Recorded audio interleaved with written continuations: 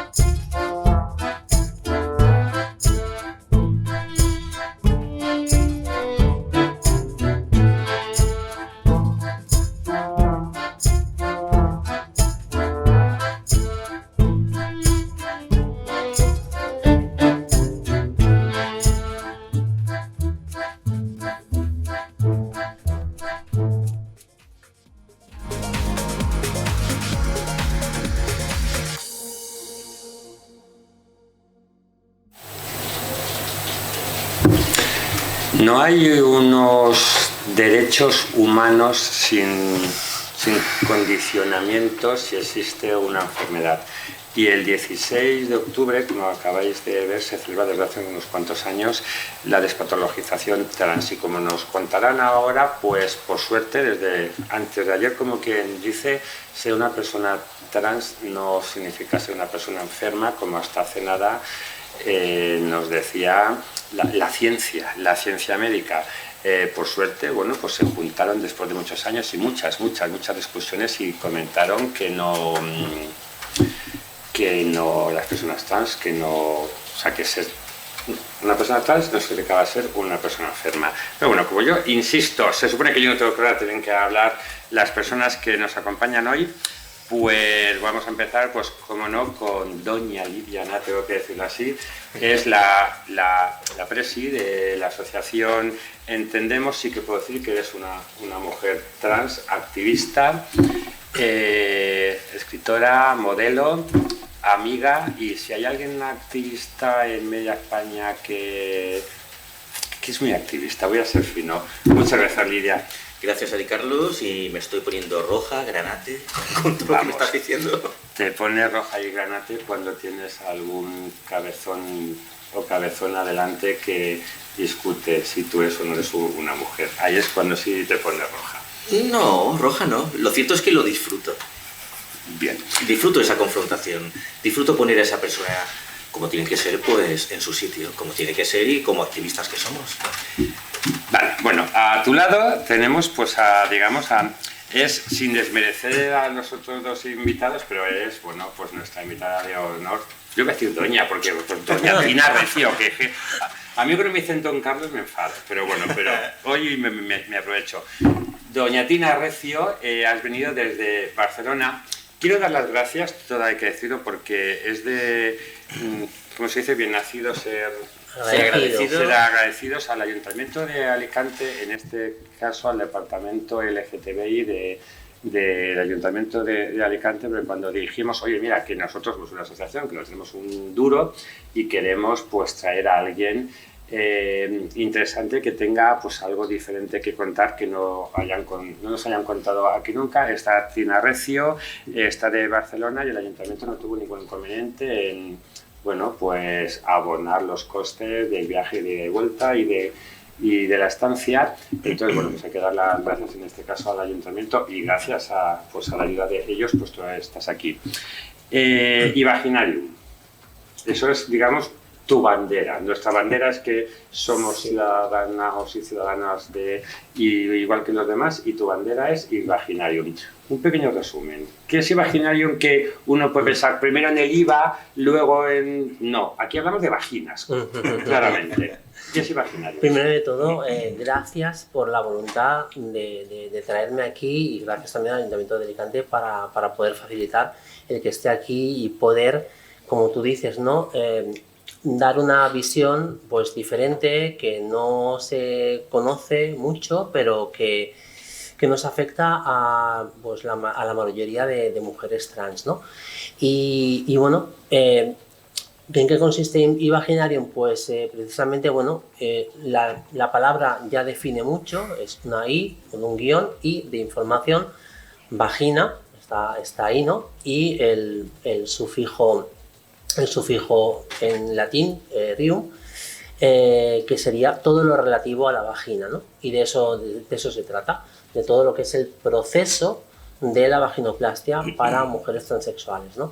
Hay problemas en hablar de la vagina abiertamente. Entiendo que, bueno, en este aspecto no hay ninguna diferencia entre las mujeres cisgénero y las mujeres trans. El hablar de la vagina no es una conversación sin tomando café. Claro, porque ya el hecho de la vagina en sí, sin más matices, ya ha sido siempre un objeto de exclusión dentro de la sexualidad, ¿no? Vivimos en una sociedad falocrática, eso no hace falta decirlo, ¿no?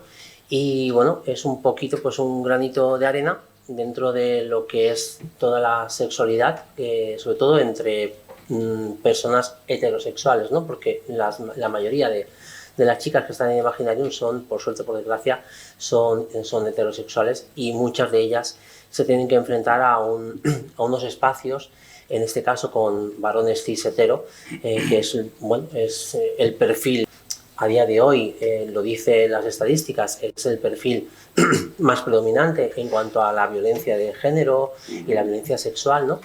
Entonces había que dar una información respecto a esto para, una vez pues hecha la vaginoplastia y teniendo vagina, poderse incorporar o reincorporar a la sexualidad con garantías, y en este caso de garantías pues de salvaguarda para la integridad física también y sexual. Se nota por alguien que está acostumbrado a hablar en público, eso es de agradecer. Luego vamos a terminar la presentación, y tengo también el placer de tener a Ángel, es un chico activista trans y a mí me gusta siempre contar con hombres trans porque la sensación cuando se habla de transexualidad es que la transexualidad es algo femenino. Siempre se habla de mujeres trans, los referentes son mujeres trans y cuando salen referentes masculinos trans suelen ser chulazos. Mirad qué cuerpazo, qué chulazo, y qué todos los azos del planeta. ¿Es más complicado ser un chico trans que una chica trans? Desde mi punto de vista y lo que he vivido yo es que no he tenido ningún referente. Chico trans no he conocido a nadie.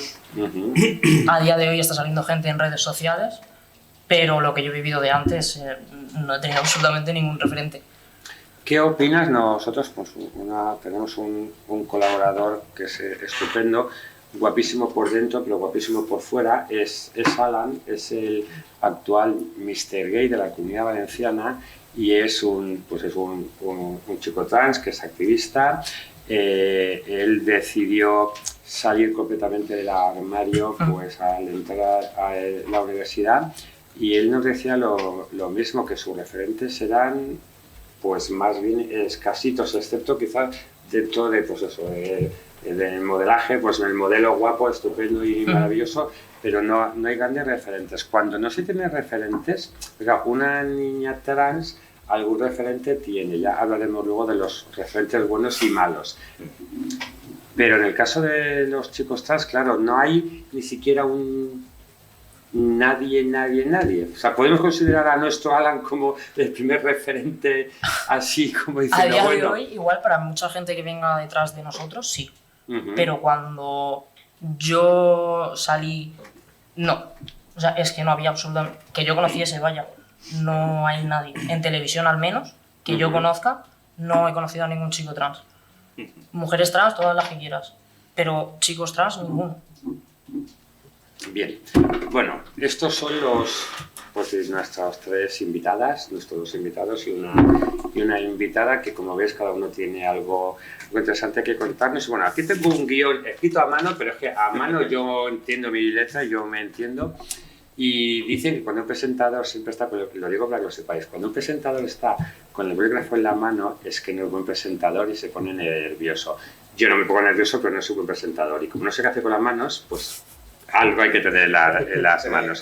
Vamos a hablar de referentes. Estábamos hablando de referentes y pues una vez comentando con nuestra señora presidenta, Lidia, sobre los referentes que ella, como es una persona ¿se le puede decir de mediana edad? ¿Te enfadas? ¿No te enfadas? No sé si de mediana edad o ya de entrada en la madurez. Vale. Y pues claro que el único referente es pues este vídeo, yo miro ahora la realización, pues el siguiente vídeo que tenemos, quiero que veáis este vídeo y ahora hablamos de si realmente es o no es un referente. Y como dicen en la tele, méteme el vídeo. Buenas tardes. ¿Cómo te llamas? Alba. Alba, yo me llamo Silvia. ¿A qué te dedicas? Soy directora de marketing global. Jurista en instituciones penitenciarias. Soy auxiliar administrativo. Soy empleado de banca. Hostelería, tienda de ropa. Consultor informático. De rebote, pero informático. ¿Y en qué consiste tu trabajo? En informar de la situación penitenciaria de los internos. ¿Y qué estudiaste para llegar a ese puesto? He estudiado un montón de cosas, pero no he terminado ninguna. Ninguna. Estudié trabajo social. ¿Y por qué no te dedicaste a lo que habías estudiado? Porque necesitaba un poco empezar a vivir. Y al terminar el máster me ofrecieron un puesto en Londres y a los 4 años me destinan a Singapur. ¿Y cuántos años llevas trabajando en la empresa? Casi la mitad de mi vida, en algo que no me acaba de llenar. Sí, se puede decir que estoy bien. Me apasiona mi trabajo. Estás muy motivada con el trabajo. Bueno. ¿No es vocacional ese trabajo? Simplemente lo tengo porque surgió. Y es el día de la marmota, ¿no? Y no te paras a pensar qué es lo que te apetece o qué no, sino simplemente, al menos yo, me he ido dejando llevar. Querría haber tomado yo más mis propias decisiones. ¿Y qué trabajo sería el que te motivara a ti a levantarte cada día?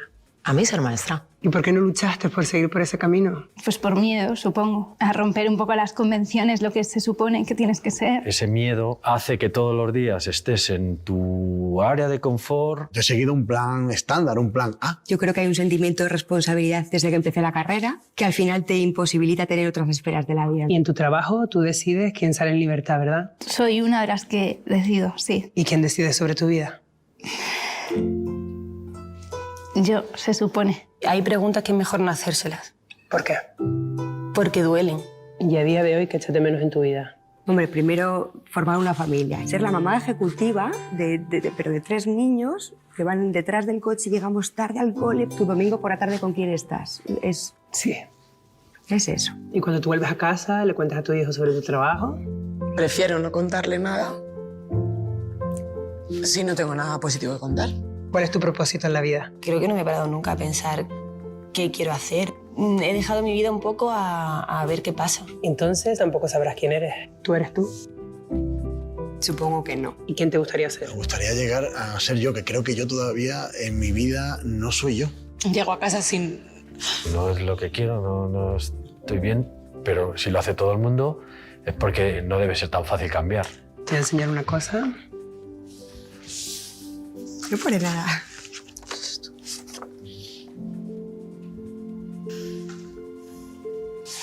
¿Quién es? ¿No reconoces? No. Ese chico, hace 10 años, decidió tomar las riendas de su vida. ¿No te suena Lunar? Soy yo. No me digas. ¿En serio? Sí, Que los ojos son los míos. lo mismo. Joder. Los cambios son duros, pero son muy bonitos cuando lo consigues. Joder. Ah, no puedo parar. ¿Puedo darte un beso? Claro.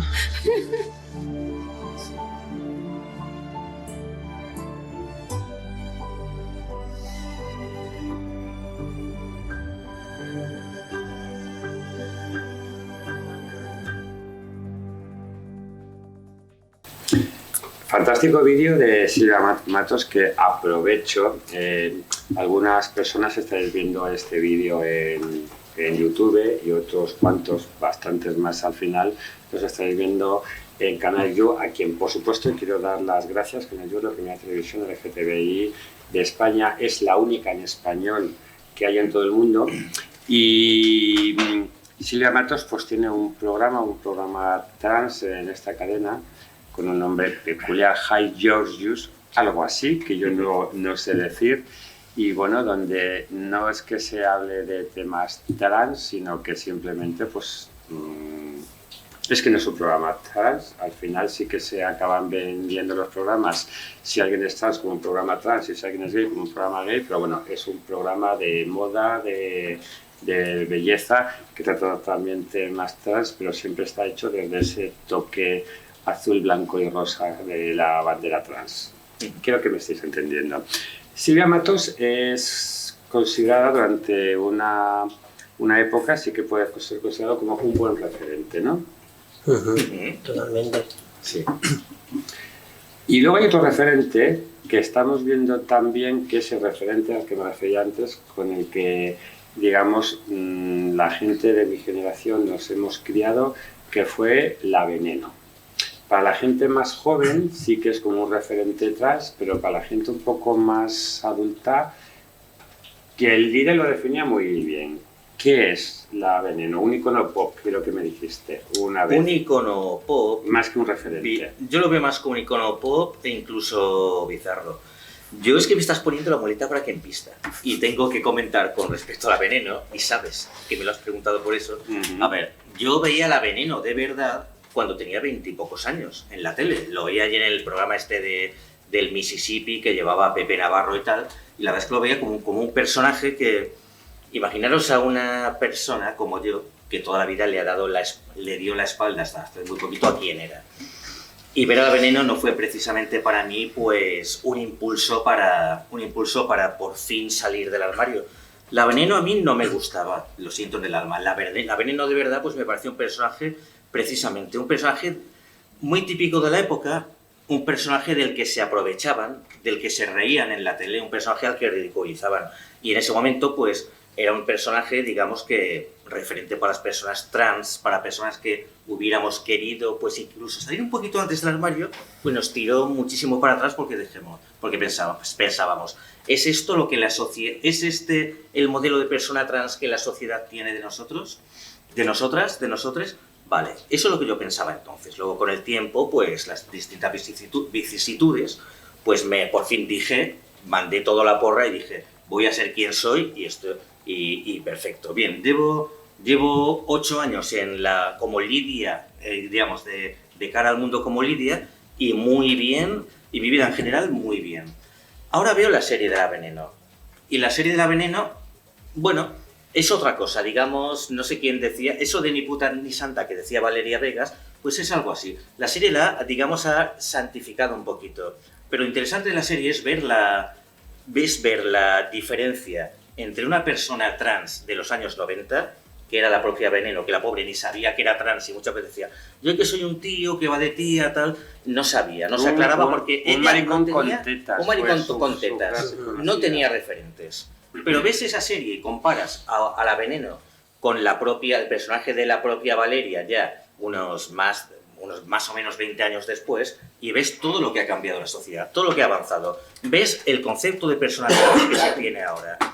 Y la serie me parece, pues, es una buena serie, me parece muy didáctica, aunque al personaje, digamos, que lo haga un poquito... Dos generaciones diferentes. Ángel, Sí. tú que eres más joven, ¿La Veneno para ti es un referente o...? A mí como personaje me gusta, como referente no tanto. Lo veo más como un personaje que han usado como les ha dado la gana. Sería un poquito decir, un ejemplo de... Así nos trataban entonces, así éramos considerados. Un tema ya más bien, digamos, histórico, ¿verdad? Sí, más que un... Más como decir, este era nuestro pasado. Yo soy una persona que personalmente no me gusta ese pasado. Pero bueno. Yo creo que la Veneno es un ejemplo de lo que no se debe de hacer con una mujer trans, ¿no? Esa instrumentalización que se hizo de La Veneno para ganar audiencia, para vender más productos o lo que sea, ¿no? Dentro de ese marketing. Eso es lo que no se debe de hacer con una persona trans en general y con una mujer trans menos todavía. ¿Hoy en día pasaría algo parecido? Hoy en día nos movemos en un escenario bastante diferente, por suerte, pero bueno, estamos... O sea, el que estemos en un espacio diferente no quiere decir que sea estable, ¿no? O sea, vivimos unas convulsiones políticas que hacen pensar que esa estabilidad que tenemos ahora mismo puede ser un suelo de barro, ¿no? Más bien. ¿Puede llegar a volver a pasar? Pues hombre, yo creo que no, pero evidentemente que tenemos que estar alerta, ¿no? Con ese tema. Pero al fin y al cabo lo que ha hecho la serie en sí es que, bueno, para la nueva generación, sobre todo de mujeres trans, pues ponerla es colocarla, digamos, en un ideario que es ficticio, ¿no? Porque, por ejemplo, las chicas de Imaginarium que pues les gusta esa... Como decía antes Lidia, ¿no? Ese icono pop, ¿no? Porque ahora pues todo el mundo está ganando mucho dinero con La Veneno, pero La Veneno murió en extrañas circunstancias que no se han investigado, ¿no? Y la serie no ha servido para esclarecer eso, que es lo primero que debería de haber hecho, ¿no? Esclarecer por qué murió La Veneno, ¿no? Ni la serie, ni el libro, ni nada, ¿no? Por lo tanto, no se ha reparado el daño que se le hizo a una persona que es La Veneno, ¿no? A Cristina Ortiz. Sí. Nombres y apellidos. Mejor decirlo así, Cristina Ortiz. Es una persona que fue instrumentalizada y finalmente murió en extrañas circunstancias. Eso, a día de hoy, ni se ha reparado, ni se espera que se repare, ¿no? Y eso es lo primero que deben de hacer. En lugar de series o libros, abrir de nuevo la investigación, una investigación rigurosa de por qué murió, ¿no? Y por qué se la instrumentalizó de esa forma. Es el ejemplo de La Veneno, es el ejemplo de aquella época, como decía Lidia, de los años 90. Sí.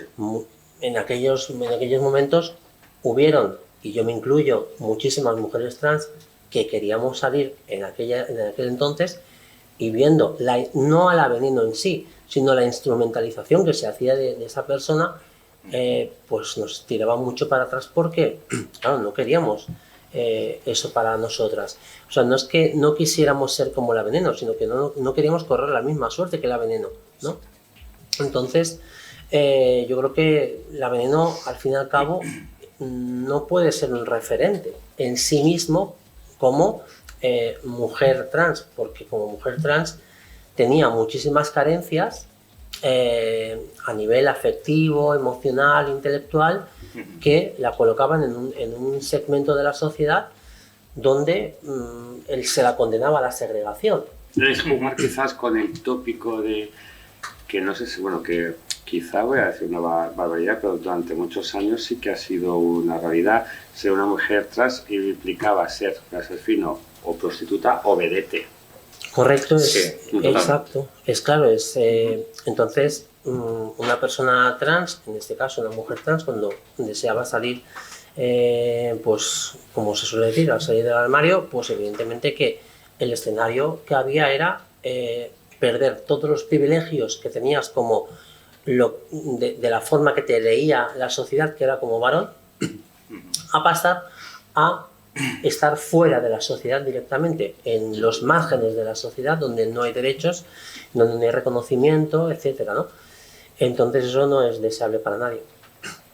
Yo quisiera poner una nota optimista en todo eso. Bueno, optimista no, pero sí un poco en comparación, la época de Veneno y ahora. En este momento tenemos a Valeria Vegas, la autora del libro en el que se basó la serie de La Veneno, como reportera en Telecinco, en la misma cadena que sacó en su momento y denigró a La Veneno. Y ahora es una reportera que habla de todo tipo de temas, del corazón y demás, y no se tiene para nada en cuenta ni se menciona su condición de mujer trans. Yo diría que eso es un poquito una muestra del avance que hemos tenido en casi 30 años. ¿Es una muestra, es un avance o al final es comercializar con la identidad de una persona? Yo no sé si lo hace bien o lo hace mal, porque yo no, sorprendentemente hago tele, pero no veo tele, pero no se nombra que es una mujer trans, pero se sabe que es una mujer trans. ¿Puede ser que se utilice esto un poco como...? Es que fíjate que hay un detalle muy... Es una pregunta, no hay es un una detalle que afirmación, nos lo estamos dejando de lado, pero que es verdaderamente fundamental, ¿no? Todas las mujeres, en este caso mujeres trans, que pues están saliendo en la tele de una forma o de otra, o en el cine, o en series, etcétera, son mujeres que se adaptan a un ideal que tiene de la imagen la sociedad. Es una imagen para la sociedad agradable, ¿no? Es asumible, ¿no? No hay mujeres trans, de momento, no hay mujeres trans que sean visiblemente trans en televisión, en cine, etcétera. La hubo, pero también fue denigrada. ¿Cómo se llamaba? Carmen de Mairena, en su momento. Fue un personaje también fue de aquella época. Quiero decir que a día de hoy, en el tiempo presente, todavía no. O sea, todavía si eres una mujer trans, tienes que tener un buen aspecto. Tienes que someterte a la tiranía de la imagen, ¿no? Seguimos siendo para esas cosas una sociedad muy machista y por eso quizá la transexualidad masculina está más, no sé si decirlo, invisibilizada. El famoso cispassing en los hombres trans es más fácil que las mujeres trans. Es necesario pasar desapercibido y que no se note. La pregunta es, ¿qué es que no se note? ¿Qué se me tiene que notar? Lo que acabas de comentar, visiblemente trans. ¿Qué es realmente ser visiblemente trans? No sé si me explico. A ti, por ejemplo, Ángel, ¿se te nota que eres trans? ¿O a ti, Tina, se te nota? ¿Qué es que se note? O sea, a mí se me nota lo que yo soy. No sé si me explico. ¿Qué es ser visible? ¿Soy visible porque parezco que soy una persona trans? ¿O por qué soy visible? ¿Qué es ser visible? Bueno, el ser visible es algo que se siente palpable, ¿no? Cuando sales por la calle, cuando empiezas una transición de género, en este caso siendo una mujer, evidentemente que la lectura que da te da la sociedad, o el feedback que te da la sociedad es uno, y posteriormente, si vas adaptándote a esa tiranía de la imagen, es otro. Eso es un indicador que es objetivo, ¿no? Es más fácil en los hombres en este caso, porque yo sé, al principio decían, es que los hombres es más fácil, porque en 6-8 meses ya se nota que son hombres. ¿Eso es real o lo pregunto a...? ¿Puedo contestar yo? Sí, no, precisamente en mi caso, en los hombres el cispassing se da mucho mejor en el sentido de que la laringe les evoluciona y la voz se les hace más grave. Más grave, el aspecto es más masculino y la voz también. A las mujeres no nos pasa eso. Mi voz es una muestra de ello, aunque tampoco en mi vida la he cultivado para hacerla más aguda o algo así, pero una mujer que empieza a ciertas edades a hacer su transición, la voz no la cambia a no ser que haga una serie de ejercicios, la de laringe y tal, pues se someta a unas operaciones que esas operaciones todavía no tienen mucha fiabilidad.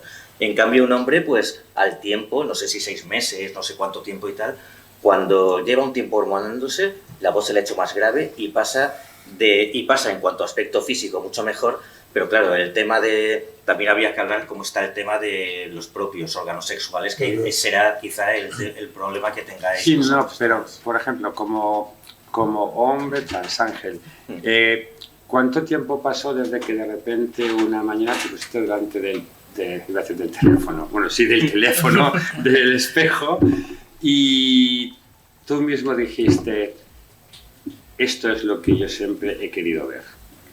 Pues sinceramente ha sido hace muy poco. O sea, yo he tenido que empezar en hormonas para sentirme realmente como, o sea, para verme como yo soy. ¿Cuánto tiempo? Un mes y medio. Llevas un mes y medio con las hormonas y ya no notas. Hay ciertas cosas que sí y ciertas cosas que no. Pero sí, poco a poco. Tenemos que decir que llevamos con Ángel 2 años en distintos eventos, distintas historias, y yo lo primero que le he dicho, qué bien que te veo, Ángel.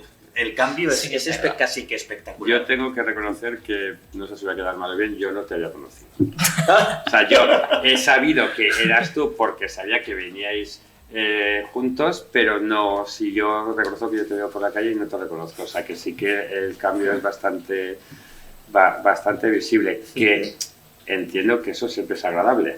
Sí. O sea, es que es impresionante.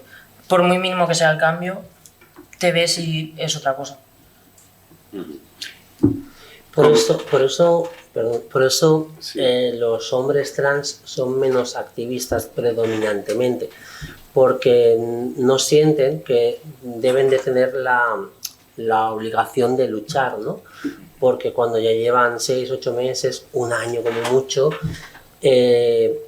se invisibilizan su verdadera identidad de género como hombres trans, ¿no?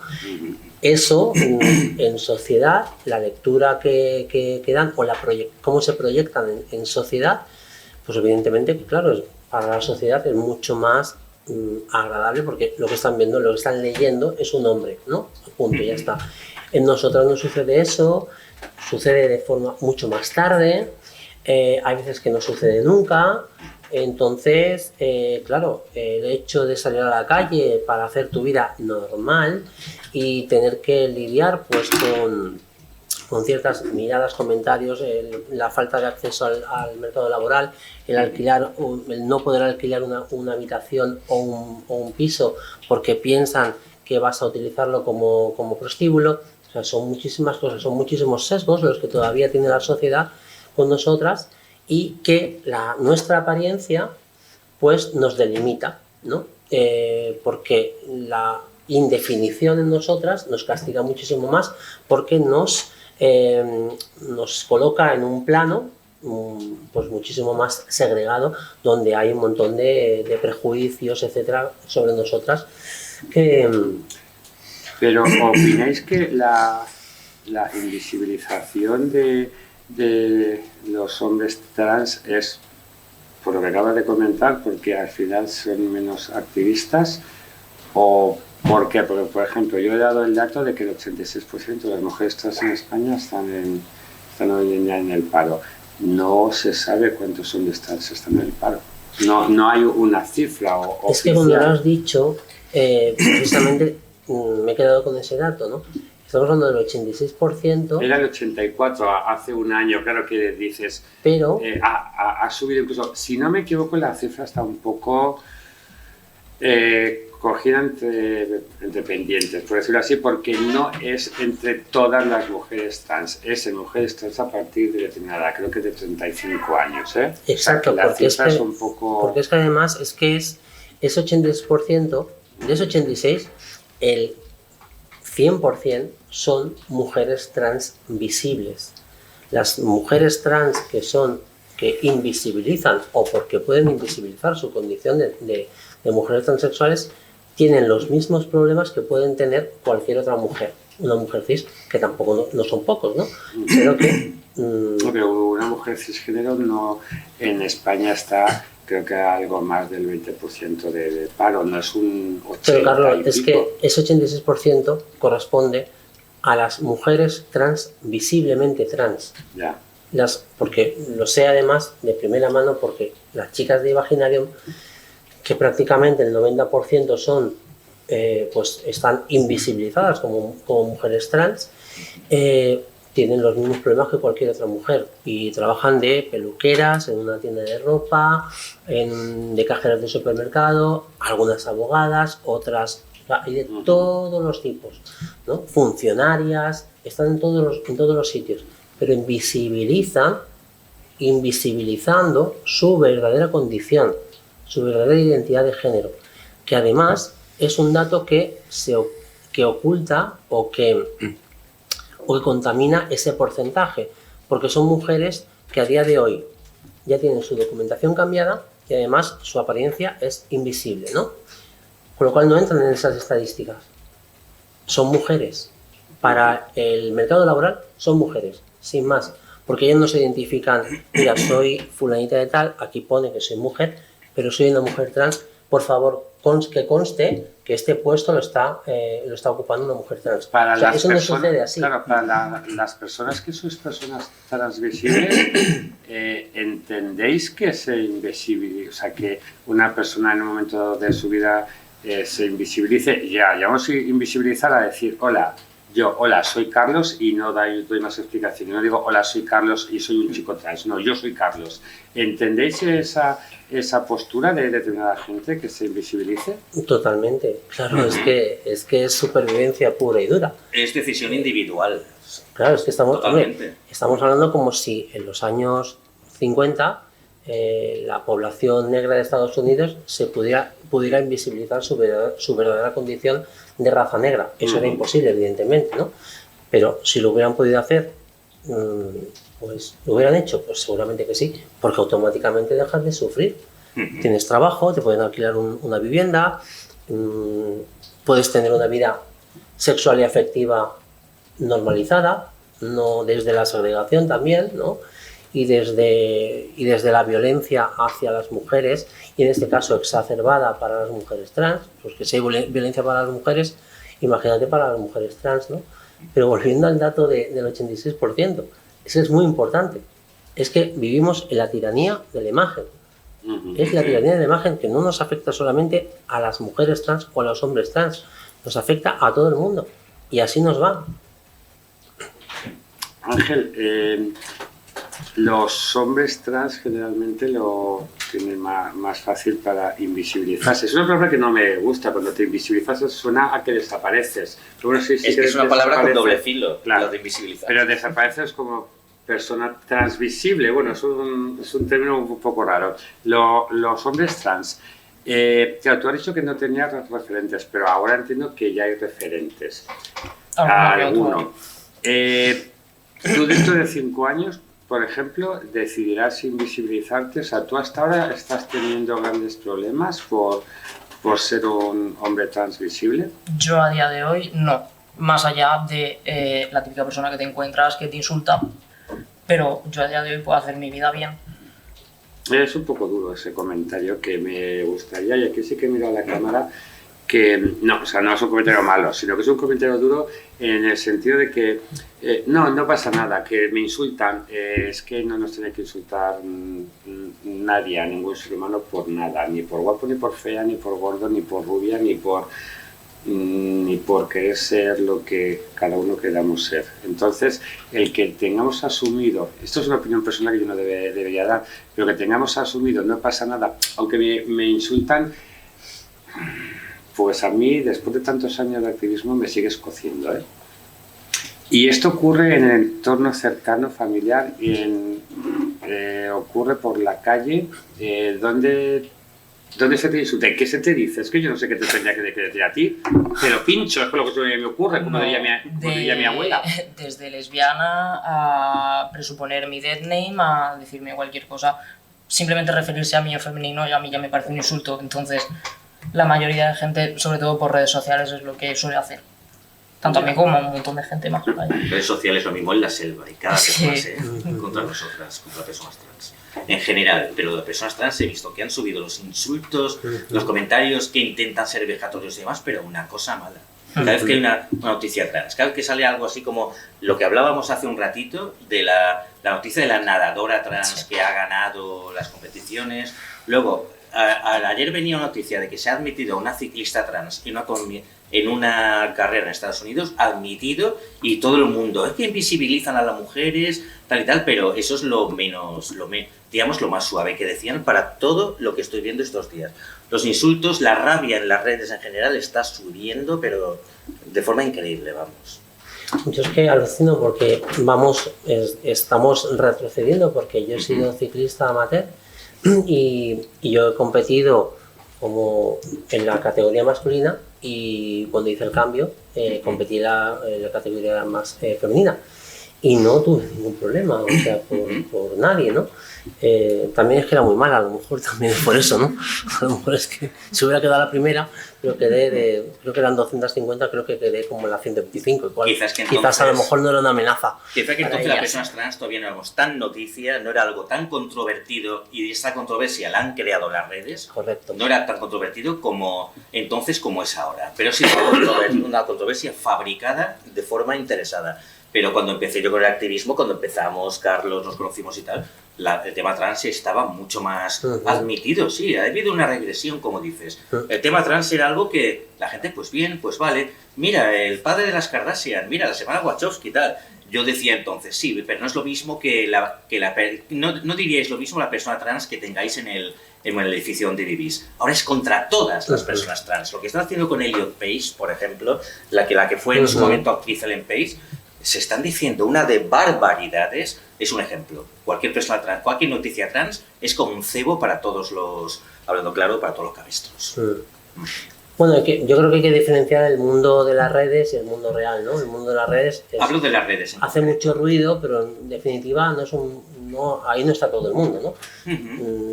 Sí, yo hablo de redes en concreto. El tema es que lo he visto subir en estos últimos años. Yo creo que si eres una persona trans, te conviene tener las redes sociales más bien un poquito apartadas, ¿no? Centrarte en tu familia, en tu vida. Estamos hablando de Lidia Knight. Estáis hablando a mí. Eso es imposible. O sea, yo hay veces que digo, Lidia, intenta estar una semana sin leer las redes. Os interrumpo porque me estoy acordando, tenemos un vídeo que hicimos con Lidia frente a todos estos ataques en las redes, porque bueno, de determinados personajes políticos empezaron a decir determinadas cosas. Y entonces hicimos un vídeo, acabamos de terminar del confinamiento, hicimos un vídeo con Lidia y un botijo, y era la forma de explicar a la gente pues lo que era un botijo. Así que si Realización me mete el vídeo del botijo, pues digamos que vais a entender un poco de lo que se está hablando. Así que méteme el botijo.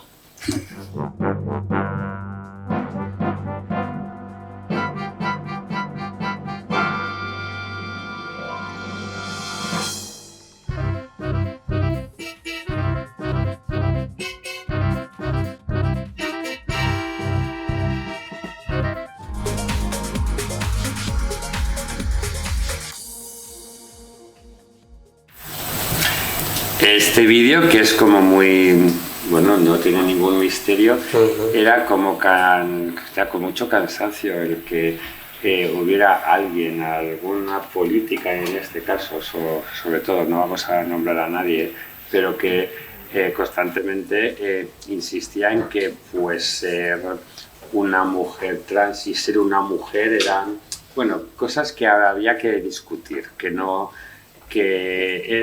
era un poco discutible. Entonces, pues se hizo un anuncio tan sencillo como esto es un botijo, esto es una mascarilla, esto es una mujer y esto es una mujer con mascarilla y botijo. O sea, así de sencillo. ¿No es triste tener que explicar estas cosas? Bueno, sí, pero claro, es que yo creo que las personas trans nos ha tocado en esta era de la humanidad explicar cosas que son además intrínsecas del ser humano desde tiempos inmemoriales, ¿no? A partir de el ser humano hace 195.000 años empezó a crear su corteza prefrontal y a partir de ahí se empezó a plantear cosas sobre sí mismo y una de ellas fue su propia identidad sobre muchas cosas, pero la identidad sexual o la identidad de género es una de ellas, que es la más importante porque atraviesa todas las capas de la sociedad. Eso es algo que existe desde ese momento, ¿no? Y lo que ha sucedido es que a través de las religiones dogmáticas que todavía existen, pues se ha sesgado el conocimiento del ser humano mediante el miedo, etc., ¿no? Bueno, y nos toca a las mujeres y los hombres transexuales pues explicar y educar en beneficio de la evolución social. Estamos hablando hoy precisamente de visibilidad. La visibilidad es una de nuestras principales armas. Hola, claro. Las personas trans estamos aquí. Y es una época de las que hay más... Es quizá la época de la historia de la humanidad en la que las personas trans tenemos más presencia en la vida pública y más visibilidad.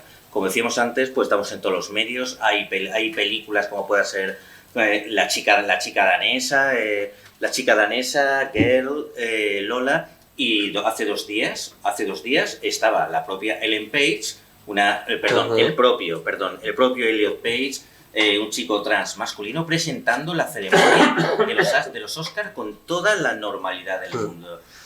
Y a la vez tenemos una... Sí, también está... Sí, Sense8, está Euphoria. Sense8 y Euphoria y Pose, que para mí es la Biblia. Pose. Para mí es la Biblia. Pose, vale. Esa no la he visto todavía. Pues eso tienes que verlo. Debo. Claro, eso.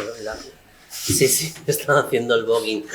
Sí. Iba a comentar que es una época rara porque tenemos la mayor visibilidad del mundo y tenemos la mayor contrarreacción, la mayor reacción del mundo. Bueno, lo que hablábamos antes en el bar, la acción y reacción, ¿no? Hay gente que el ser humano es más bien reaccionario, ¿no? Y lo vemos en política, ¿no? Las reacciones ante aspectos de la sociedad que son la propia evolución del ser humano, pues hay gente que todavía reacciona porque tiene un sesgo cognitivo, pues porque la han educado de esa forma por su sistema de creencias basado en religiones y en es el miedo a lo prejuicios. Nuevo, el miedo a perder, digamos, tu espacio, ¿cómo se dice? A perder tu espacio... Ay, no me sale nada. Pero sabiendo tu espacio de confort, que tu zona de confort se diluya, o tu espacio que el suelo de bajo tus pies, o tu espacio de privilegio, ¿no? Exactamente, de confort, de privilegio. Y empieza el miedo, empieza el miedo que viene de la ignorancia, el miedo lleva al odio, y del odio estamos como estamos ahora, desgraciadamente. Es que en definitiva, sobre todo las mujeres trans, claro, el que seamos visibles hoy en día en sociedad, en espacios pues naturalizados y en espacios donde está todo el mundo, pues pone en entredicho la sexualidad del varón cis hetero, que es el dominador y el privilegiado en esta sociedad, ¿no? Y pone su propia sexualidad la pone en entredicho. Ya su propia sexualidad en sí ya es bastante débil, ¿no? Y las mujeres transexuales le ponemos más entredicho. ¿Por qué? Porque claro, yo siempre lo digo, ¿no? Que en el mercado laboral existe, a día de hoy, los empleadores o empresarios son predominantemente varones cis hetero y además de una determinada edad, ¿no? A partir de 45, 55, 60 años, ¿no? Esas personas... ¿Sigue existiendo digamos, ese escenario en el que los que dominan son los hombres más, digamos, más de la época, pongamos, como años 80 o así, que tienen que demostrar su masculinidad a ultranza? Sí, todavía sigue, pero es que las generaciones venideras no es que estén cambiando ese escenario de forma radical, sino que dejan una estela, o sea, todavía se va difuminando, pero todavía sigue predominando todo ese escenario, ¿no? Y claro, los varones cis hetero son los mayores consumidores o los únicos consumidores de prostitución transexual. Entonces, claro, que tú vayas a consumir como varón cis hetero, consumir pornografía o prostitución trans es una cosa, pero claro, que tengas a una mujer trans en tu empresa es otra muy diferente. Es como lo que hablábamos antes de decías que bueno, que no te gustaría tener de vecina, o sea, la ves en la tele a Valeria Vegas y ¡ay, qué bien, qué guapa, qué bien lo hace!, ¿no? Sí. Pero si la tuvieras de vecina o tuvieras una vecina en tu bloque que fuese una mujer trans, quizá no tan guapa como Valeria Vegas, ya es otra cosa diferente. Ya es la ven de otra forma. Ya es otra cosa, para ellos son en el caso de los varones cis hetero, es que, claro, estamos hablando de donde se concentra la mayor, donde existe la mayor concentración de violadores, abusadores sexuales, pederastas, etc. No es esa identidad de género. No es, los violadores no están en los hombres gays predominantemente, ni en las mujeres trans, ni en las mujeres cis, ni en las mujeres cis lesbianas. Está en los varones cis hetero. Es, bueno, lo que se espera de la identidad de género de varones cis hetero es dos cosas básicamente: o que evolucionen de una vez por todas, o la extinción de la especie. Yo me decanto más por la segunda. Ya quiero aprovechar, ya que tenemos aquí a Tina Recio, que ha venido de Barcelona. Para los que nos veis por el resto de España, lo estamos grabando en la Casa de la Festa de la ciudad de Alicante. No voy a repetir las gracias, que ya las he dado. Vamos a hablar de vaginas. Pero quiero hablar de vaginas y quiero hablar de penes. Primero, los tópicos. ¿Es cierto que una vaginoplastia es más sencilla con un resultado final mejor que... ¿Cómo se llama la operación del pene? Que no... Faloplastia. Sencillo era. Es cierto pero que el resultado final no es estético sino sexual. Es decir, una mujer operada es más sencillo que tenga orgasmos que no un hombre trans operado. ¿Eso es cierto? Es cierto, a día de hoy es cierto. Todavía la operación para ellos no está resuelta del todo. Es muchísimo más cara, tiene muchísimos más riesgos. El resultado estético todavía deja mucho que desear para ellos, y en la función sexual pues también que es donde se está avanzando más en la función sexual, pero que todavía deja muchísimas dudas, ¿no? En cuanto a la vagina, la vaginoplastia, la vagina de las mujeres trans, se ha avanzado muchísimo, ¿no? Durante estas últimas décadas, pero todavía hay que tener mucho cuidado, de ahí donde hacemos mucho énfasis en Imaginario, en esa I, ¿no? De información, ¿no? De no hacer un acto de fe con cualquier cirujano, ¿no? No, porque no es reversible además, ¿no? ¿O sí? No es reversible. No es reversible para nada. ¿Puedo hacerte una pregunta técnica sobre ese tema? Es que lo he leído hace poquito, me llamaba la atención. A ver, ahora mismo se habla del tema de la adolescencia trans y de los inhibidores de testosterona. ¿Es cierto que esos inhibidores, al impedir que los órganos masculinos sexuales se desarrollen, luego es más difícil hacerte esa vaginoplastia porque no hay piel bastante o material Esto bastante? que acabas de decir es la piedra angular donde nos movemos, y la década que venga, la década que va a venir, vamos a tener muchos problemas con eso, ¿no? Ya nos estamos encontrando, sobre todo en Imaginarium, nos estamos encontrando chicas que tienen carencia de tejido en el genital. Y claro, a día de hoy la operación consiste en aprovechar el tejido que se tenga. En este caso, si no se tiene, pues la operación es mucho más difícil.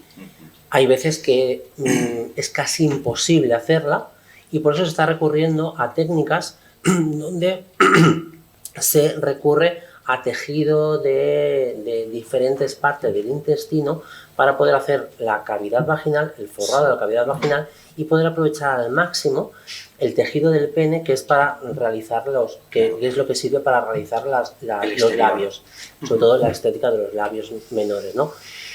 Claro, lo que hablaba antes, hay que saber dónde acudimos, ¿no? A qué cirujano acudimos.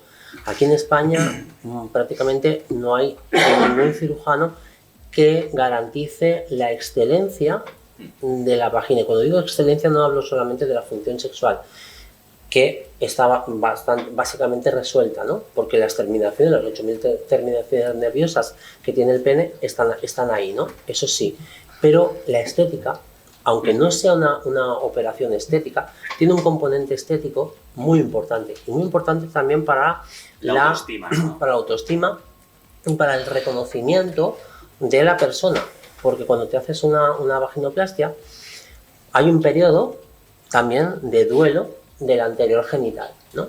Y es un periodo de duelo, al principio sobre todo, donde las sensaciones que tiene la chica son de dolor, molestias, picores, escozor, todo más propio de una herida que no de un genital. Sí. Y todo eso hay que volver a reconocerlo, ¿no? Hay que hacer un ejercicio, eso no se hace. Y eso es lo que procuramos hacer también aquí, también en Imaginarium, y es lo que más nos cuesta, ¿no? Porque las chicas vienen con muchísima ansiedad o con demasiada ansiedad, ¿no? Y se da la circunstancia de que chicas muy jóvenes llegan con muchísima ansiedad acompañadas de los padres, ¿no? Y se juntan dos factores terribles, ¿no? Que nos arrojan a un escenario de muchísimo riesgo. La ansiedad de la chica y la desesperación de los padres para que no sufra, ¿no? Y cuando van pues, a cualquier cirujano, los cirujanos, cualquiera que vayas, te va a decir que es el mejor del mundo, evidentemente. Porque todas las prisas son malas, ¿no? No, no te va a decir, ningún cirujano te va a decir, bueno, pues yo soy el mejor del mundo. O sea, no te va, quiero decir, al revés, no va a decir, pues mira, yo hago lo que puedo, no sé hacer las vaginas como en Tailandia, por ejemplo, pero te voy a cobrar el doble que en Tailandia. Y dices, pues mire usted, hasta aquí hemos llegado, te le felicito. Les aconsejáis mucho el tema de Tailandia, ¿no? Tailandia es un lugar... Bueno, es que allí es donde se sitúa la excelencia. Esto es como las notas del colegio, ¿no? Excelente, notable, bien, regular, mal, sí. Deficiente, ¿no? Tailandia es sobresaliente. Ahí sí. Cuando alguien marca la excelencia es como cuando Messi juega al fútbol, es la excelencia, ¿vale? De momento no hay nadie mejor que él. Cuando venga alguien mejor que él, dirán, vale, pues él es excelente. Te has metido en un campo tú sola, pero bien. Esto es que es una de las cuestiones que teníamos, o sea, que quería preguntarte. ¿Qué pasa con las vaginoplastias en España y qué pasa con las vaginoplastias en España que en algunas comunidades autónomas entran en, como una operación en la seguridad social? ¿Qué pasa? Porque me han contado un poco de todo y de ese poco de todo que me han contado, positivo, no. Mejor vete a Tailandia, que es lo que se dice. Había por aquí una persona que recomendaba ir a Irán, que yo me decía, uff, pues no sé yo si a Irán yo me iría. Las condiciones de Irán. Ya, pero bueno, pero que siempre dicen, no, es que en España lo hacen como por cumplir. ¿Esto es cierto? ¿Esto está legislado y luego se hace por cumplir? ¿O no es que se haga por cumplir, sino que no existe lo suficiente técnica o conocimientos para hacer una cosa como... Bueno, en parte sí que se hace por cumplir, porque hay que cumplir con una demanda que la sociedad está manifestando, ¿no? Pero claro, a las mujeres transexuales siempre se nos infantiliza muchas veces, ¿no? Demasiadas veces.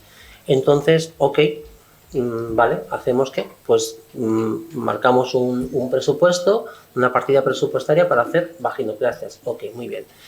Y bueno, y viene pues el primer listo de la clase y dice, yo sé hacer vaginoplastias. Vale, porque he estudiado en Estados Unidos, porque he estudiado... Pero no hay nada contrastado en eso, ¿no? Otra cosa es las listas de espera también, que también es muy mejorable, ¿no? Pero antes de mejorar las listas de espera, lo que hay que mejorar es el resultado, ¿no? Y hay que formar a los cirujanos en condiciones para que hagan... Bueno, yo como de la sanidad española espero y deseo que por lo menos tenga ese nivel de excelencia, o si no lo tiene, que se acerque, o que por lo menos tenga la voluntad de acercarse, ¿no? Esto no pasa en la sanidad pública de momento, y en la sanidad privada tampoco, en las clínicas privadas tampoco, y cobran precios exorbitados de 15.000, 19.000 euros, etcétera. Y como decía antes, claro, el cirujano no te va a decir, bueno, yo es que, mira, te cobro el doble, pero te lo voy a hacer la mitad de mal, ¿no? ¿Qué sucede? Que claro, lo que decía antes, se junta dos factores determinantes, la ansiedad de la chica y la desesperación de los padres. Y que claro, hoy en día es un escenario muy diferente al que había antes. Hoy las niñas vienen acompañadas por sus padres, y sus padres, pues uno o dos, o uno de ellos o los dos, tienen trabajo y por lo tanto traen la cartera llena. Entonces, claro, al cirujano se le hace el símbolo aquel del dólar, ¿no? Pues claro. Vamos a ser prácticos, porque yo quiero aprovechar lógicamente que le tenemos aquí, que no exactamente que sea vaginario, aunque sí, sino qué es la labor que tú haces. Un resumen, porque claro, cuando empezamos a comentar que venías, pero ¿qué hace? ¿Es doctora? Digo, yo creo que no es doctora. Entonces, no sé, creo que haces es un acompañamiento desde que yo aparezco con mi hija, por ejemplo, y mi hija es una niña trans y dice, quiero tener vagina. Y a partir de ahí, pues, ¿qué pasa? Pues mira, la labor de Imaginarium consiste en dos ejes básicos. Uno es el acompañamiento de la chica y de su familia, no solamente en la elección del cirujano, sino también en todo lo que es el proceso de la vaginoplastia, que lo hemos dividido en 14 etapas y que la mayoría de las etapas consisten en aspectos emocionales, como he dicho antes, esa reincorporación al espacio, a la vida sexual, etcétera, ¿no? Y también el formarlas para cuando tengan que hacer ese trabajo, ¿no? Porque una cosa es decirle, mira, cuando el cirujano acabe su trabajo, empieza el tuyo, el reconocimiento, etcétera, pero ¿cómo lo hago, no? Pues darle herramientas para poder empezar a reconocer y conocer su nuevo genital, luego ponerlo en práctica, porque el aspecto fisiológico o la función fisiológica surge por sí sola, si está bien hecha la vaginoplastia, pero la función sexual está sujeta a un montón de condicionantes, a un montón de sesgos cognitivos y a un montón de sistema de creencias que puedas tener, y eso muchas veces las lleva a someterse a espacios de riesgo dentro de la sexualidad, ¿no? Eso es por un lado, es el primer eje, y el segundo eje es el impacto político. En el año 2019 fuimos al Parlamento de Cataluña y presentamos una serie de medidas que es lo que creemos que debería de ser necesario para que el sistema sanitario y sobre todo el sistema ginecológico estuviera dotado para poder tratar a mujeres transexuales con vagina en condiciones, ¿no? Fue aprobado por unanimidad, incluso estaba el PP en aquella época y también votó que sí, o sea que algo bueno estaríamos haciendo. Y desde entonces estamos haciendo ese impacto político, y ese impacto político se va a empezar a traducir desde este año ya, porque vamos a hacer una prueba piloto que tenemos ya presupuestada con Generalitat de Cataluña, una prueba piloto donde se demostrará científicamente la eficacia de la fisioterapia del suelo pélvico para mujeres transexuales recién operadas, ¿no? Con todos estos conceptos que hablamos con ellas, con las chicas, cuando las acompañamos y las guiamos, pero esa evidencia científica la pondremos de manifiesto en el sistema sanitario, de momento en el sistema sanitario catalán, para que los ginecólogos, para que sea de obligado cumplimiento que los ginecólogos traten a una mujer trans, pero que la traten además con conocimiento de causa, porque nos enfrentamos a dos escenarios actualmente, ¿no? Uno es que, en el mejor de los casos, el ginecólogo o ginecóloga, más bien dicho, pues diga, bueno, pues esto de la vagina de la mujer trans, pues no la he visto en mi vida, es la primera vez que me pasa y voy a aprender contigo, ¿no? Y dices, hombre, pues esto es como si, imagínate que cualquiera de nosotros que está en esta sala va al nefrólogo y dice, pues mire, es que tengo una afección en el hígado, ¿no? Y le dice el nefrólogo, pues mira, es que en la universidad esto los nefrólogos no lo hemos tocado, ¿sabes? El hígado es como el gran desconocido, pero bueno, voy a aprender contigo, ¿no? Vamos a hacer pruebas. Y dices, hombre, pues ahora mismo me acabo de entrar en pánico, ¿no? Pues esto es lo que pasa con las mujeres transexuales y se consiente, no pasa nada, no se infantilizan. Y el segundo escenario es el más dramático, es sobre todo un señor ginecólogo, es el perfil, ¿no? Es el perfil más predominante además, que cuando llegas a la consulta no te reconoce como mujer y por lo tanto no reconoce que lo que tienes entre las piernas es una vagina y por lo tanto por una objeción de conciencia no te va a tratar. Y eso acaba de afirmar que es mayoritario hoy en día. Hoy en día sí. Ya. Y entonces lo que se trata es que a través de lo que estamos haciendo y ese estudio piloto dar la información objetiva y rigurosa de que la vagina trans tiene ciertas diferencias con una vagina cis, pero que el que sea diferente la hace diversa, la hace distinta, pero no la hace distante. No es algo que se deba distanciar de la sanidad pública. Bien. Mi hija ha ido a hablar contigo porque quiere una vaginoplastia, hablas conmigo y hablas con ella, entiendo, y nos vamos a Tailandia. ¿Esto qué coste tiene aproximadamente? Porque hay mucha gente que dice, es que yo no me atrevo ni a preguntar, pues eso seguro que son 100 o 200.000 euros. Uh-huh. ¿Qué coste tiene? ¿Cuánto tiempo? ¿Qué problemas hay? ¿Qué problemas no hay? ¿Qué legalidades hay? ¿Esta operación es legal? ¿No es legal?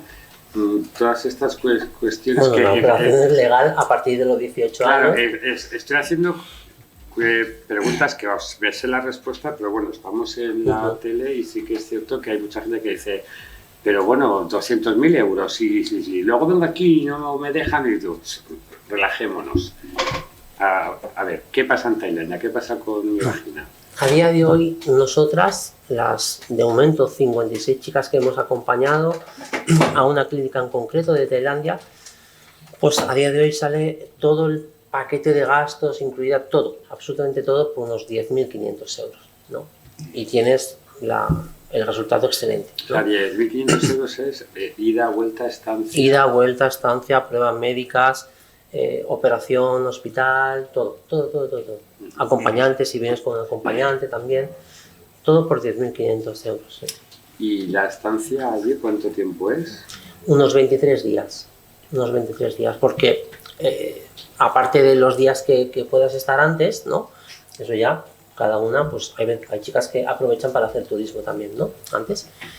Hay que pasar 5 noches de hospital y luego se recomienda 15 días más para pasar dos revisiones periódicas, 2 revisiones postoperatorias, y que esos 20 días después de la operación es cuando ya se considera que hay menos riesgo de que se abra alguna cicatriz. Las cicatrices ya están totalmente sanadas, más que nada para el riesgo de que se pueda abrir algún punto, ¿no? Y los riesgos de necrosis, granulomas y algunas otras consecuencias de la operación ya bajan muchísimo el riesgo.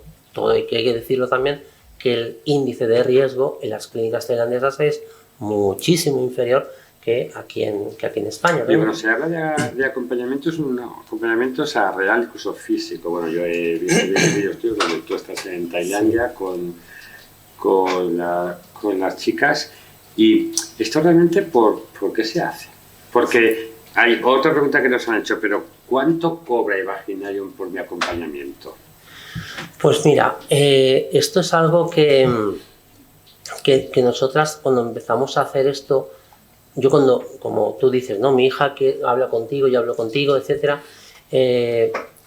todas las chicas, o la mayoría de las chicas, pues por la forma de explicar lo que tengo, lo que sea, pues ven en mí, como muchas de ellas, como una segunda madre, ¿no? Entonces quieren que las acompañe. Y bueno, yo voy contigo con la condición de que me acompañes.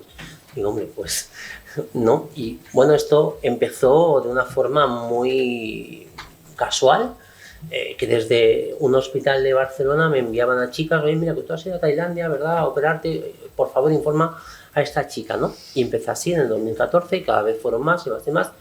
Y a día de hoy, pues este año tenemos ya 38 chicas para acompañar. La mayoría de ellas quieren que las acompañemos presencialmente.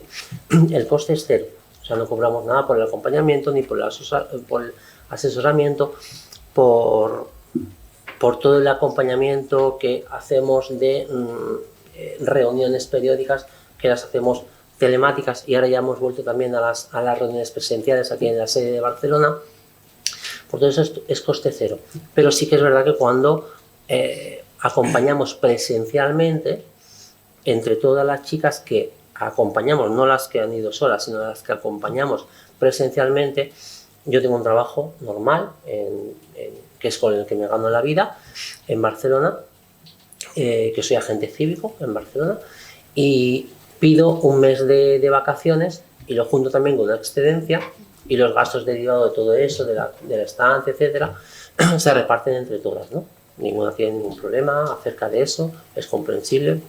La excedencia es un mes que no cobro, entonces entre todas se sufraga todo ese gasto, y aproximadamente pueden ser unos 200-250 euros por cada una.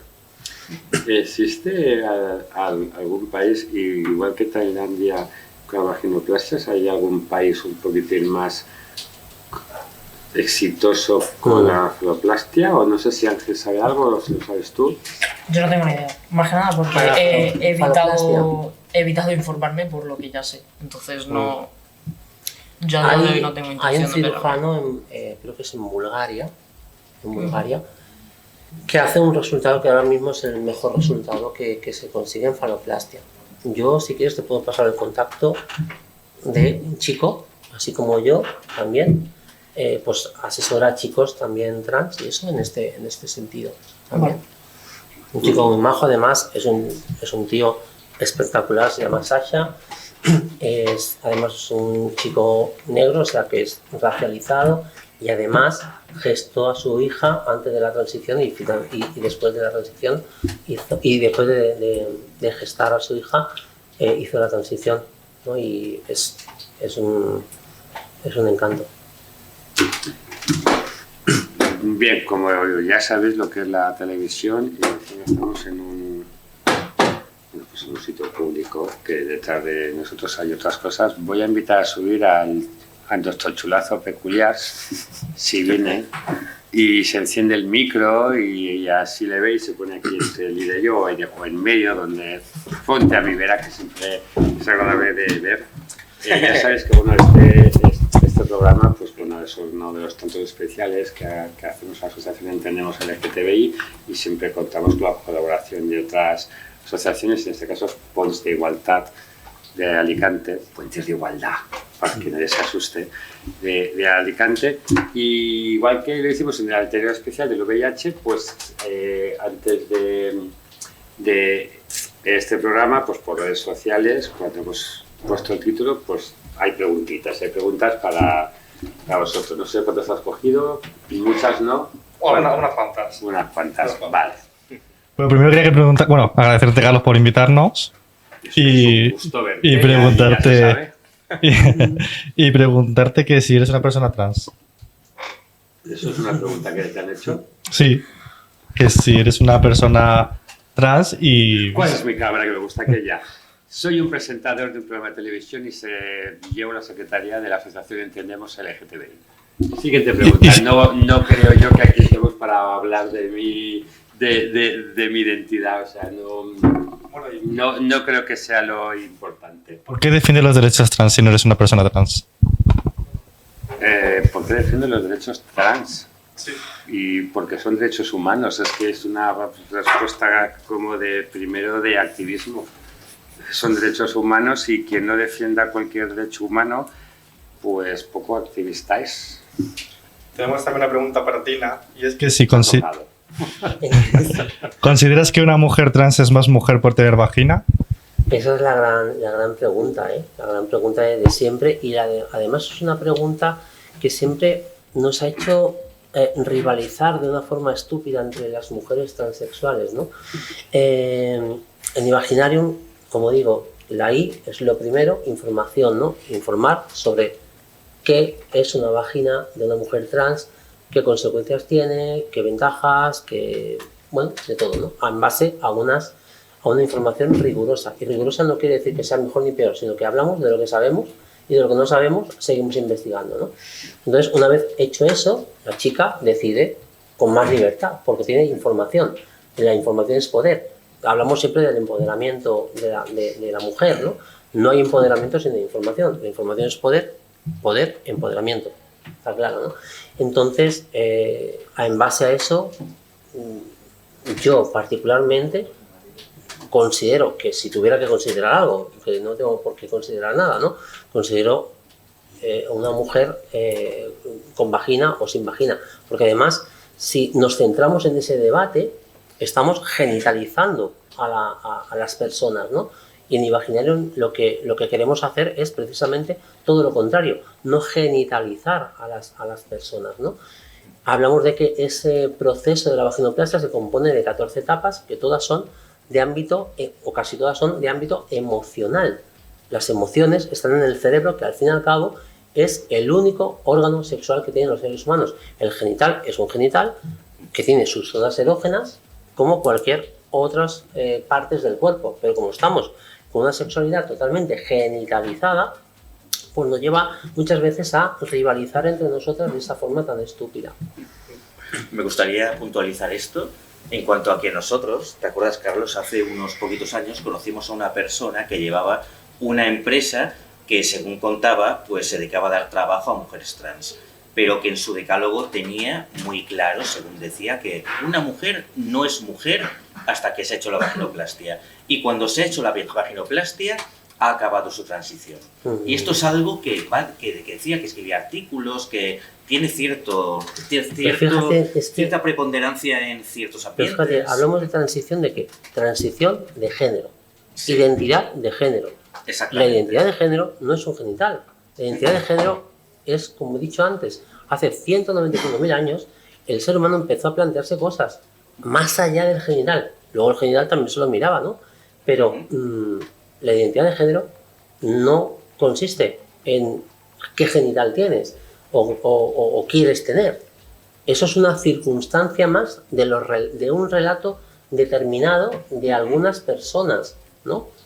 ¿Que pueden ser la mayoría? Pudiera ser, y seguro que lo es, pero no son las únicas, ¿no?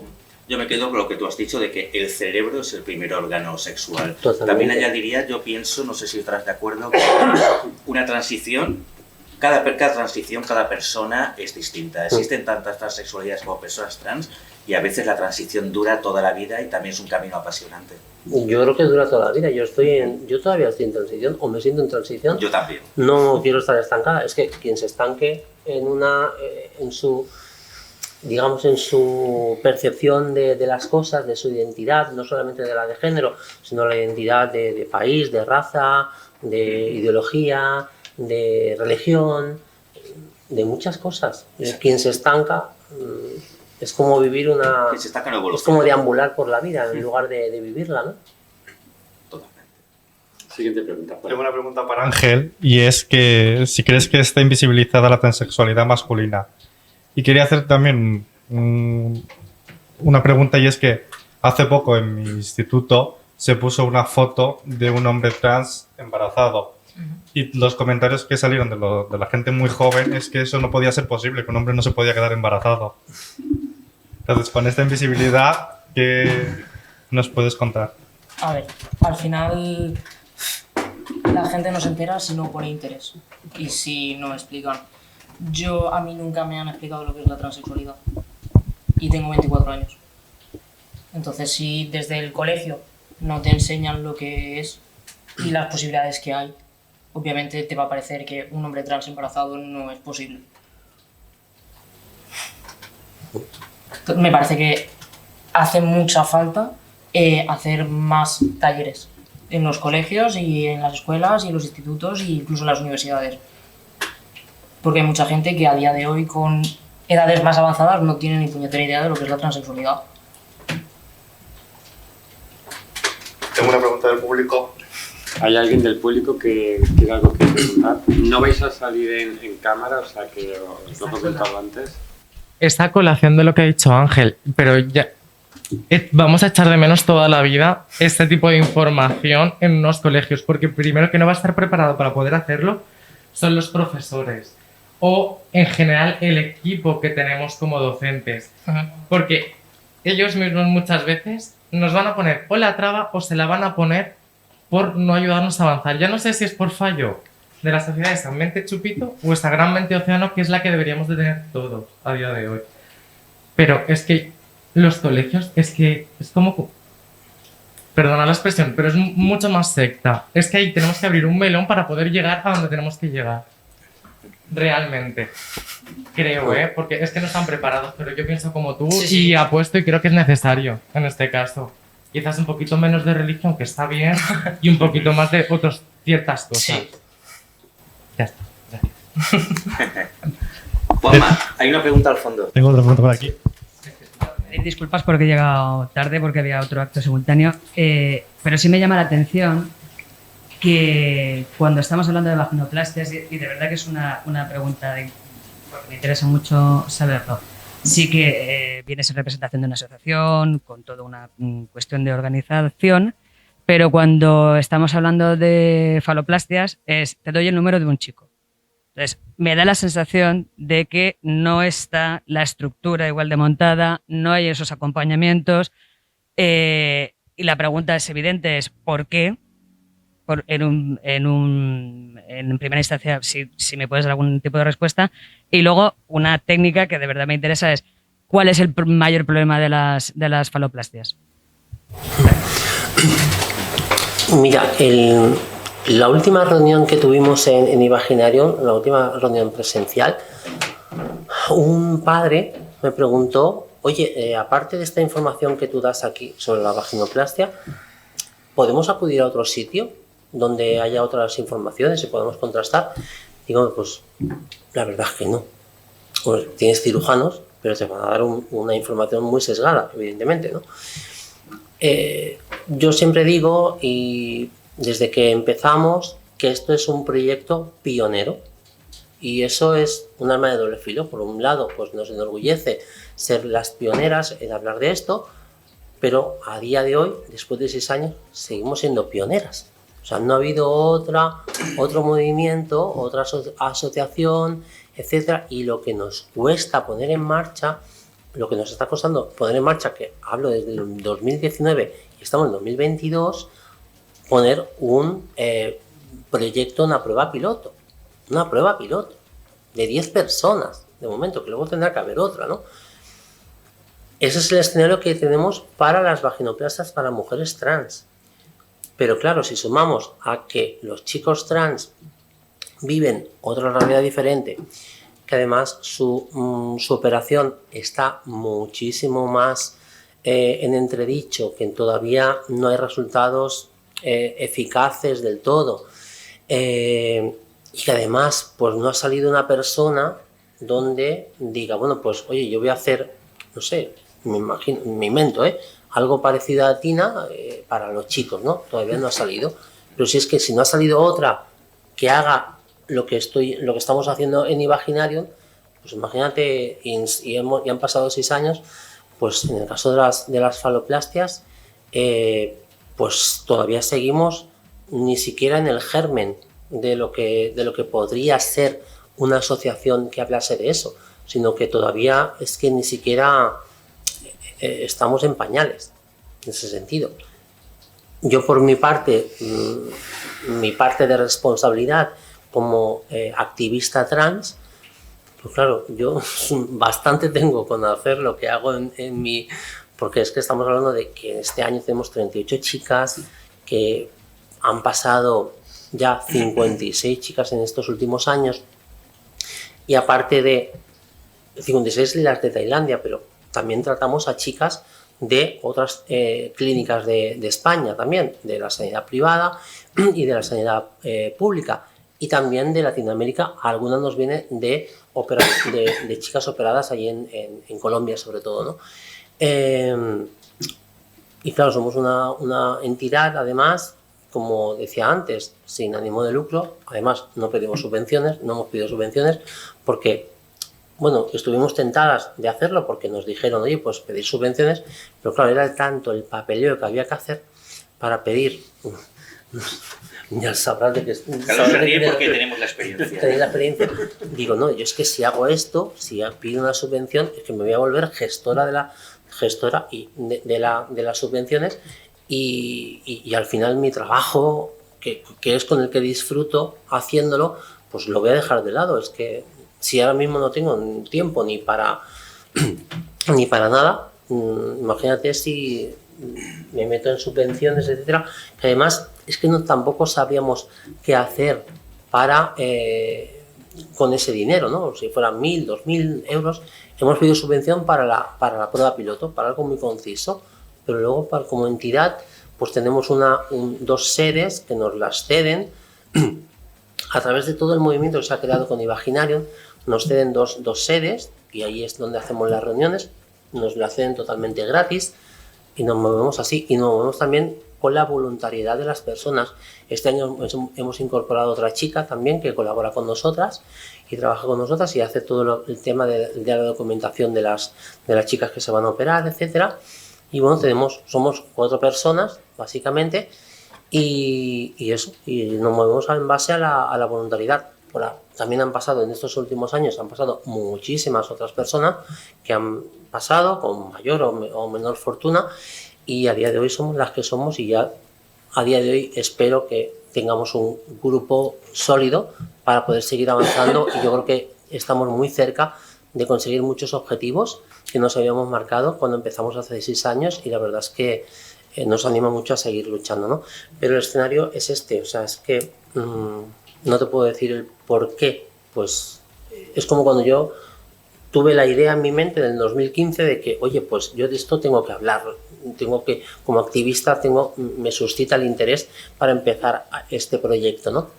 Y esto todo el 2015, pues simplemente pues eso, pensando en cómo tenía que ser, ¿no? Sentando unas bases por escrito de lo que tenía que ser Imaginarium, ¿no? Y en ese momento también se me ocurría, digo, ¿y habrá alguien que habla de esto? No encontré a nadie que hablara de esto. Y a día de hoy, si no estuviera yo y mis compañeras y desapareciéramos, pues estaríamos en el mismo desierto que estábamos en el 2014. ¿Alguna pregunta más? ¿Alguna última pregunta del público? ¿Alguna pregunta que nos... Yo en realidad no quería preguntar, solo quería que se me acercara el azafato. La especialización. Tú te dedicas a las vaginas y tendría que haber otra asociación que se dedicara a la faloplastia. Por eso me ha extrañado, porque las amigas trans que tengo van al urólogo. Entonces me ha extrañado que dijeras que el ginecólogo no entendía. ¿Cómo va a entender si se ha preparado para explorar vaginas? Entonces no deja de ser un pene tuneado. Entonces, las que yo conozco, que no lo sé, que a lo mejor estoy equivocada, pero normalmente mis amigas trans van al urólogo, digo yo, que es lo que me han dicho ellas. Y no, por eso por la especie con vagina. Por eso digo que es que al igual que tú solo te dedicas a una cosa, el ginecólogo que se dedique a la vagina y el urólogo a las nuevas vaginas. Pues mira, hay una cosa muy interesante, que el ser humano en la 6ª semana de gestación, todo el mundo tiene una vulva, hombres y mujeres. Entonces, todo está compartido. Los testículos, si no son testículos, son ovarios, por ejemplo. El clítoris es el pene, el glande del pene es el glande del clítoris. O sea, todo está relacionado, ¿no? O sea, que no es... En realidad, entre hombres y mujeres no hay más diferencia que el crecimiento exponencial de un genital, en base a una testosterona o a unos estrógenos, ¿no? Pero hablamos de función sexual. La función sexual de una vagina es propia de una vagina, sin más connotaciones, ¿no? Por lo tanto, debe de ir a un ginecólogo. Está incurriendo en un error yendo al urólogo. Pueden haber aspectos en cuanto a la próstata, por ejemplo, que sí que pueda tratarlo un urólogo, ok, pero en todo lo demás, el clítoris, como tú dices, está tuneado, claro, es que es una reconstrucción o es volver a lo que había antes, ¿no? Que era un clítoris, ¿no? Que surge del mismo sitio, al fin y al cabo. Entonces, yo creo que es un error el acudir a un urólogo, porque un urólogo no te va a hablar de función sexual de una vagina.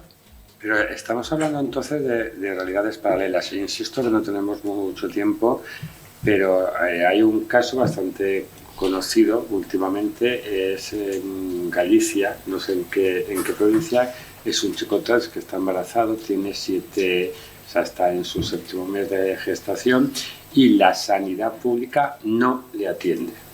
Es un chico trans, legalmente es un chico, y como está embarazado, la sanidad no le está atendiendo. Y es lo que dice, pues sí, o sea, digo sí porque hay gente del público que dice que sí, no le atiende. Entonces es lo que dice, pues cuando me ponga de parto, me voy a ir a la puerta y a ver qué me hacen. Porque cuando salga la cabeza del chiquillo, pues dirán, ¡ay, que está embarazado! Entonces son como realidades paralelas, ¿no? O sea, una mujer trans con vagina va al urólogo, un chico embarazado no se le atiende porque es un hombre, y entonces, ¿qué falta? Y quiero una cosa muy cortita, por favor, ¿qué falta de legislación realmente?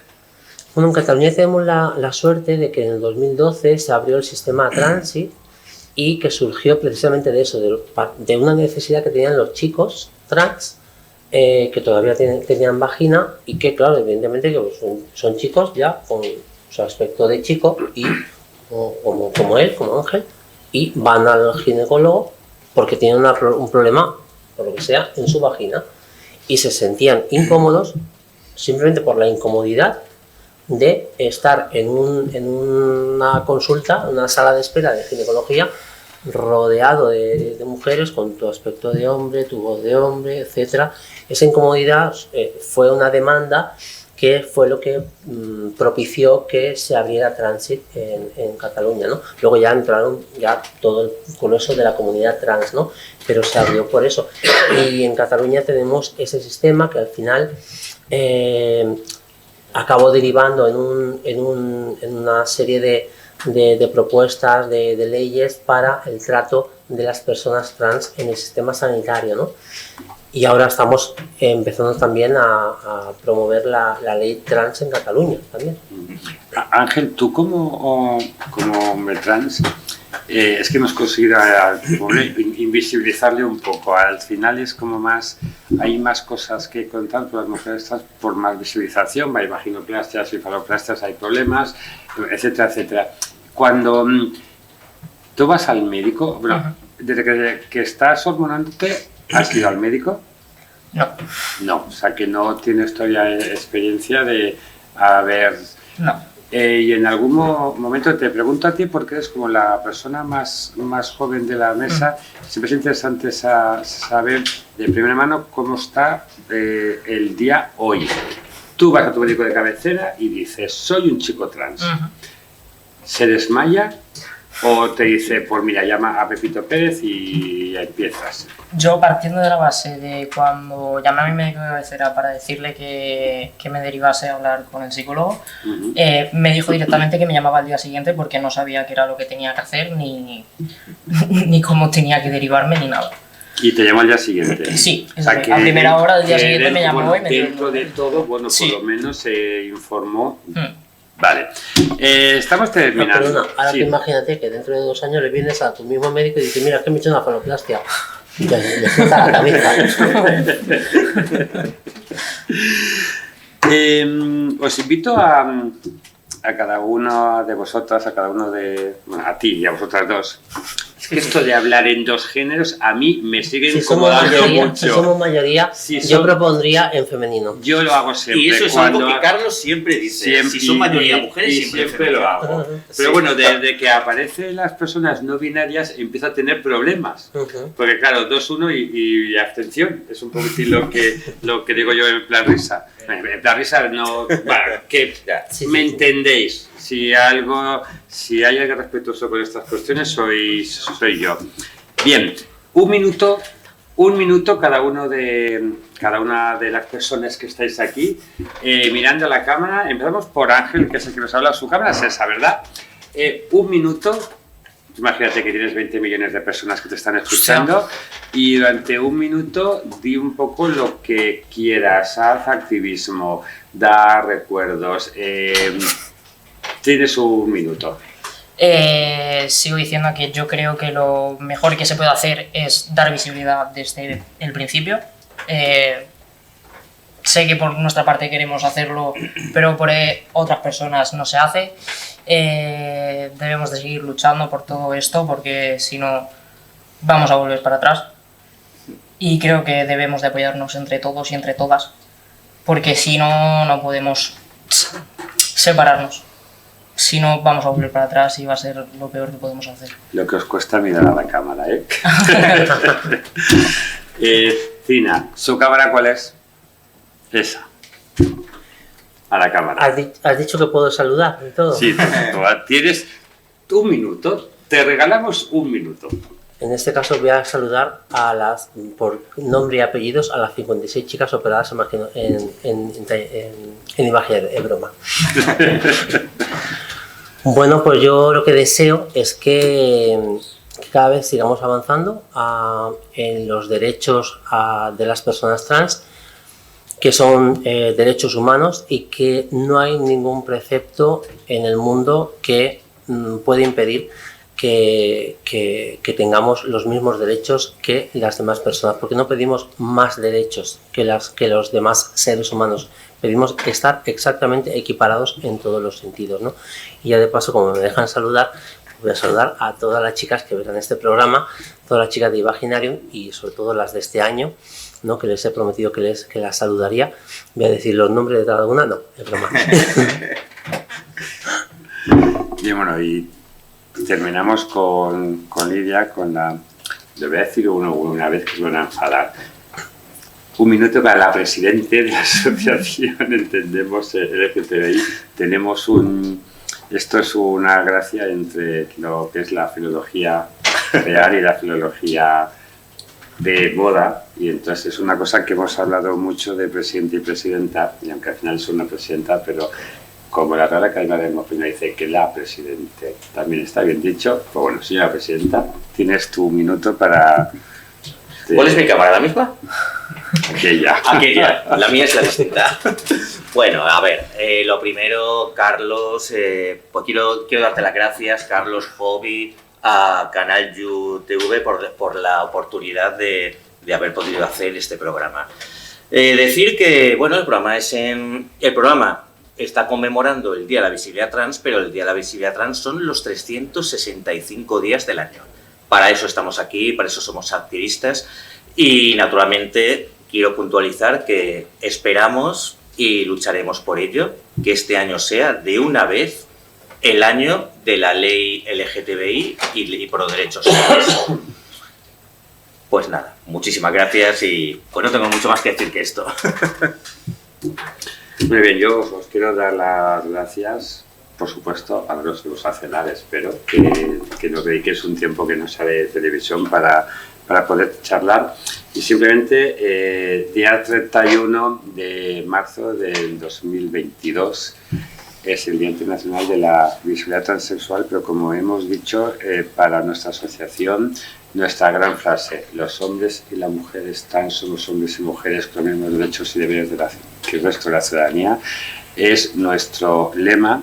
Y aunque nos lo han censurado en algunos ayuntamientos, en Orgullos, en medios de comunicación, tenemos la suerte de estar en un medio de comunicación donde no hay ninguna censura y donde LGTBIQ significa LGBTIQ+, lo que queramos. Pero la T tiene mucha importancia porque somos transgénero, somos transexuales, somos trans, somos lo que queramos ser, nos avala la ley y no hay ningún tipo de ideología, insisto, ni religiosa, ni política, ni movimiento social, ni ningún ser humano que a nosotros nos pueda decir lo que somos.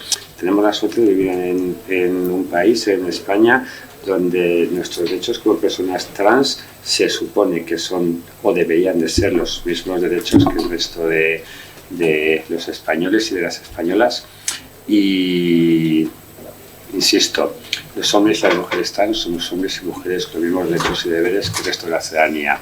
Y con esto y un bizcocho, porque ya nos están diciendo que nos tenemos que ir, muchísimas gracias. Os dejamos con un estupendo vídeo que, aunque es un poco antiguo, mientras nosotros nos despedimos, pues un estupendo vídeo que son de unos minutos, que en este caso de la Asociación Trans de Andalucía, donde hacen un pequeño repaso de la historia de las personas trans.